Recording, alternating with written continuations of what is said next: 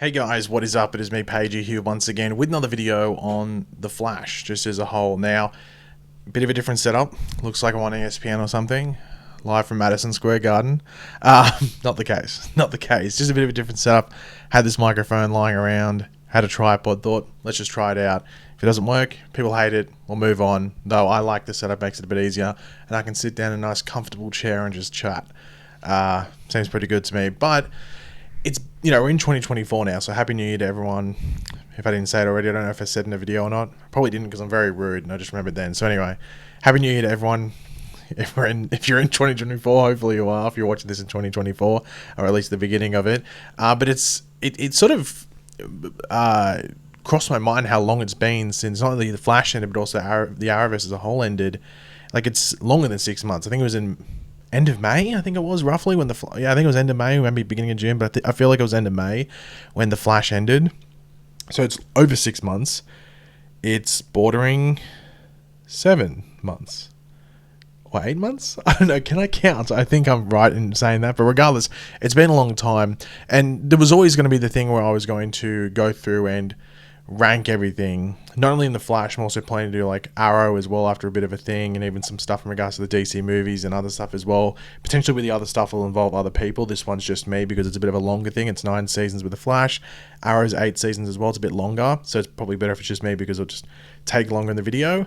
And I feel like having that time since The Flash ended to do all that allows for a decent retrospective where I feel like I can rank them better after just letting them simmer for a bit and marinate and look back on it and go, okay, well, what do I remember from each season? And then that allows me to rank it, I think, pretty fairly. There's no like recency bias in my opinion. Now, of course, just to stress, these are my opinions. Please, I don't want to beg, but please don't get angry. Now, I know I'm going to have differing opinions, at least with, I feel like obviously there's going to be like your obvious ones where it's at the top or the bottom in regards to where things lie. Where it's like, okay, well, obviously that's where it lies and no one's really going to complain about it.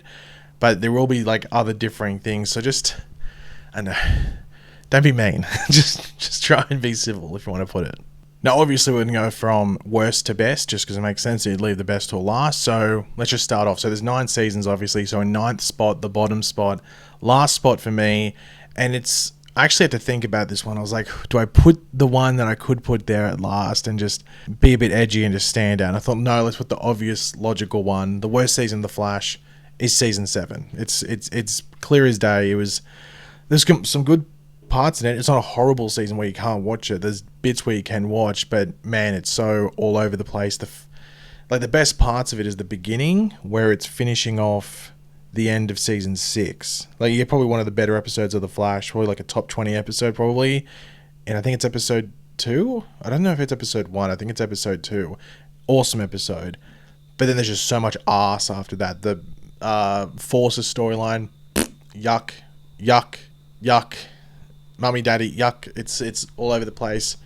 Then there's is that it? And then you get that weird Force's arc, and then you get to, it's Godspeed, isn't it? Yeah, Godspeed. And Godspeed arc isn't that bad, but it's like mid. Like, it's mid, so it's not enough to make up for the mummy daddy yuckness, which was like a 1 out of 10. So it's last spot, but it was competing with, and this is probably the edgy one, where I probably wasn't legitimately thinking to put it in last place, but I was like, could put it there just to stand out and piss some people off. But I thought, no, let's be logical and smart here. But in second last spot, in 8th place, I do have season 5. Now, the reason this is controversial, some of you might be like, okay, that is the second worst season. What are you talking about? Some people love season 5, and I'm fine. I don't really care in regards to how it affects me, what other people think. If you like season 5, you like season 5. For me, it's low for a couple of reasons, and I actually wrote them down, so I'll quickly read them out. I put season 7 last because it's worst on quality. It's poo. It's arse. It's yuck. It's not good. Season 5 is very low and competes with season 7 for being the lowest season, in my opinion, or the worst season, based off expectations and also the execution. They could have done a much better job with season 5 considering the premise, and they sort of like dropped the ball, spilled the eggs, or spilt the milk, dropped the eggs, cracked the eggs, whichever way you want to put it. Let's say they just ruined the omelette, and we got something like dry toast for breakfast. It wasn't good. the execution, everything like that. And I don't know if anyone remembers, but going into it, there was a lot of hype and stuff for season 5, and at the beginning it was good, but it just sort of fell apart, and I think they could have done a much better job. I'd heard things where they had different plans, and because of casting things, they couldn't allow it to play out the way they wanted to, which is, that just happens. But it still doesn't, take away from the fact that what we got wasn't that great, in my opinion. Though, as I said, I do know a lot of people don't have season 5 as their number 1 or number 2, but it's maybe in their top 4, maybe top 3. And some of you watching might be one of those people that has it in the top 3, which is fair enough. In 7th spot is actually season 9, the most recent season. And season 9's a weird one because, and the thing I wrote down is that it has some of the best, but it's also got some of the worst. And it's such a weird season considering it's the final season, because I think the stuff that makes it bad isn't them like trying to rush finishing the show. It's like they didn't want to put stuff in it to possibly make it feel like they were rushing to finish the show. They just finished the show, which is fine. I think the way that they finished it's fine. I'm fine with the season 9 or the series finale, outside of the weird villain taking down thing. The rest of that finale, it's like, 44 minute episode. 4 to 5 minutes of it is crap, which is the villain takedown thing. The rest of it is really good, in my opinion, outside of the Cecile thing is a bit crap, but can't avoid that. But season 9, as I said, it got some of the best, some of the worst. I think some of those, those 2 or 3 episodes in a row we got, with dealing with the Oliver Queen episode, and the Barry going back to the year 2000. Amazing episodes. That year 2000 episode where you get the full circle to season 1, and it's like a complimentary episode of season 1, arguably the best episode in the entire show. But then you have a lot of those other crap episodes in season 9, so it's such a conflicting season quality wise that it's sort of hard to judge it. But I feel like putting it there is the right spot. But I wouldn't be surprised if someone had it higher up on their list, maybe in the top 5 or something. I don't know if anyone have it in last spot. I think that might be recency bias on the negative end, because come on, season 7 is so shit, so bad. You can't have season 9 lower than that. But I know a lot of people felt like it wasn't a great conclusion to the show. I wouldn't debate it as a whole. I don't think it is. The finale, I'm fine with it, but they're just conflicting stuff with the best and the worst. It has to. It just brings it down a bit. At number 6, pretty fittingly, I have season 6.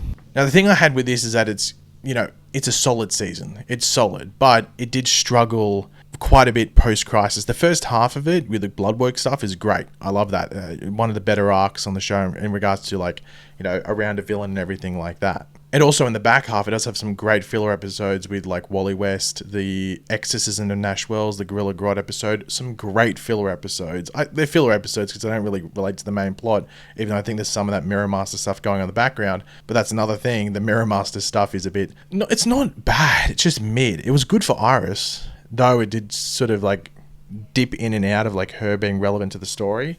But the Mirror Master stuff at the end just ended up being a bit mid, and the ending of it, where it stretched over into the beginning of season 7 and COVID sort of mangled around with it, sort of affected the overall ending quality of it as well. But I think season 6 is just mid. That's just the way to put it. It's got some good... It's sort of similar to season 9, but doesn't have the lows of season 9, and probably not the highs of season 9 either. It's just sort of more it's just mid over around. All the good stuff is an 8 to 9 out of 10. All the bad stuff is a 4 or 5, while with season 9 it's 10 or 2. It's very different. At number 5, I probably got maybe a controversial placing. I'm not too sure, because I know some people would agree with me, but I'm fine with where I've placed it. And at number 5, I have season 3. And season 3 is weird because the first half to maybe probably 2/3, I'm going to be generous, I'll say 2/3, is very good. It's season 1 and 2 level. It's just the final third, it gets very messy. It sort of loses itself a bit. The Saboteur reveal is a bit underwhelming, and they took too long. They dragged it out a bit. I don't want to say a bit too much, way too much. They dragged it out. And I've always said this, I feel, and everyone thinks I hate the musical episode in season 3 of The Flash. I don't. I think it's a fun episode. I like musicals. I'm a movie guy. I like musicals. You can't be a movie guy if you don't like musicals, because it's a core part of being, of movies. I like musicals. Some of my favorite movies are musicals. And I like that episode. It's fun on its own. But within the context of season 3, it's horrible. It's the worst placing possible because it ruins all the momentum. And one of the bigger arcs in season 3 was what was going on with Wally.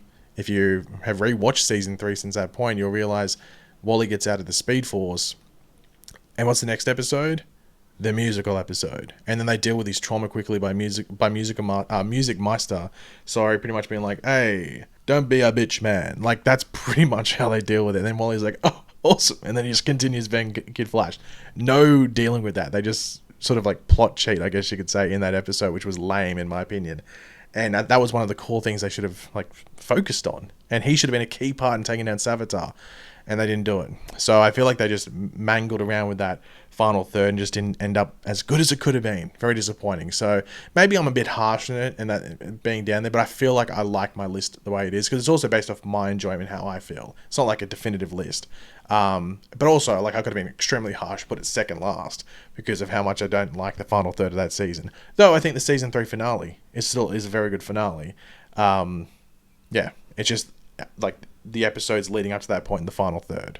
Okay, at number 4, maybe my most controversial placing, and similar to season 6, it's a very fitting placing at number 4, season 4. And yes, I know this is unpopular. I know there's some people that agree with me, which I do appreciate. But I know overall it's an unpopular opinion. I'm not going to try and debate it at all. I just know it's unpopular. But to me, season 4, I don't know if it's the most comic booky season of The Flash, because Eric Wallace, regardless of whether you like him or not, did try and play a lot into the comic books. Like season 8 is very comic booky. But season 4 felt like they tried to step into it, and I really did appreciate that. I liked the tone they went for because it felt more like that comic booky stuff, and I do like the DeVoe stuff a lot. I think he's one of the better developed villains from beginning to end of the season, and Ralph Dibny is this season has the best development for a character in the entire Arrowverse within one season.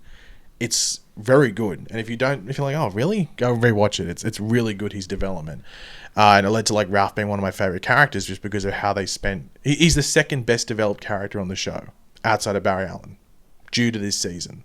It sounds crazy, but it's to me it's the truth. And I know there was the issue with like the comedy and stuff like that, which I wasn't the biggest fan of, but it really is only in like episode 2, 3, and I think 4. It's only there for like 3, maybe 4 episodes at most. And the premiere for this season is, I think, one of the best premieres the show's done as a whole. It's better than the pilot episode, better than season 2, better than season 3. Obviously, it is season 4. The only one that maybe competes with it is maybe season 8, but that's because it's a bit of a cheat because that was Armageddon, which had a lot going on. It was like pretty much like a mini crossover, so it's a bit of a cheat there. So I think season 4 is very underrated. I think people give it a harsh thing because of like a couple of episodes, and I'll defend it, but I know it's unpopular, but I'm going to stand by it. You know I will. Also, birth origin of the apartment for me. Come on. Seriously? How good? And number 3, I did mention it when I was talking about season 4, because I haven't mentioned it yet. At the third spot, I have season 8. Now, the reason season 8 is there, because for me, in regards to a later season after the first 2, it's the most consistent season. I feel like it has 3 solid arcs. You have Armageddon, the Death Storm sort of thing, and then you have like the Forces thing at the end, like the negative Reverse Flash sort of thing. Though season 8's finale is probably one of the worst. I don't like the finale for this season that much. I feel like it's a bit of a letdown. There was like the rumors like, oh, it's because they weren't too sure if it was going to be the final thing, so they had to sort of like potentially plan for it to be a series finale. If that was the case, it was a bad series finale because it's not a very good season finale, and it's probably even a worse series finale. So actually the season 7 finale is not very good from memory either. But anyway, we're not talking about season 7. That's already in last spot. Who cares? So season 8, I just think it's a really consistent season. I like the Armageddon. So good. Deathstorm, the only issue with the Deathstorm arc is like some of those early episodes, I think they were spreading out that storyline a bit. Should have condensed it like 2 or 3 of those episodes into one. But I still really enjoy that. I thought Deathstorm was really cool, and I like the ending stuff there as well. It's a bit weird because that was this bit where like Iris was gone for a bit because like certain planning things.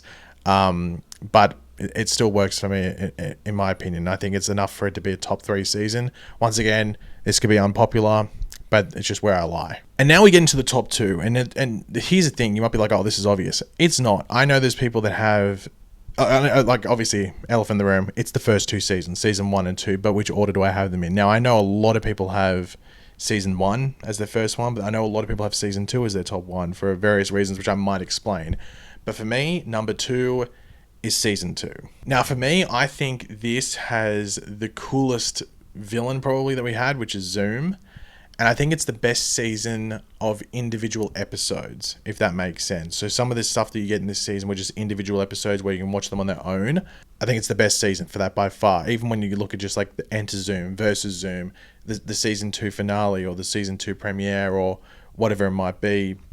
And of course we do have like the escape or like the, what is it? Welcome to Earth 2, Escape from Earth 2, the Earth 2 two-parter. Too many twos. We're talking about number 2, season 2, Earth 2. Too much twos. But I just think it's got the best season of episodes. But overall as a story, I think it, like, Zoom's plan at the end is a bit rough and sort of like takes like maybe like half a point of it, to the point where for me, season 1 eclipses it. And that's why number 1 for me, best season of the show, is season 1. And I have a pretty like simple explainer for this. I think, and someone might disagree with me, but I think it's proven by the popularity of the show. Season 1 is a perfect season of television in regards to developing your main character, making you care about them, making you care about the characters around them, having an enticing villain where you love to hate them, and setting the foundations for a show where it can continue on for years and years and years, to the point where in season 9, the final season, they can do that episode, which ends up being arguably the best episode of the show, to complement how good season 1 was and how good the story was and how much we cared about what happened. Season 1, to me, as I said, it's not ridiculously ahead of season 2, because season 2 is so fun to watch, just whether it's as a whole or just episode, watching this episode and this random episode over there, whatever it might be. But season 1 is just a perfect season of television. It would feel weird if I didn't put it at number 1.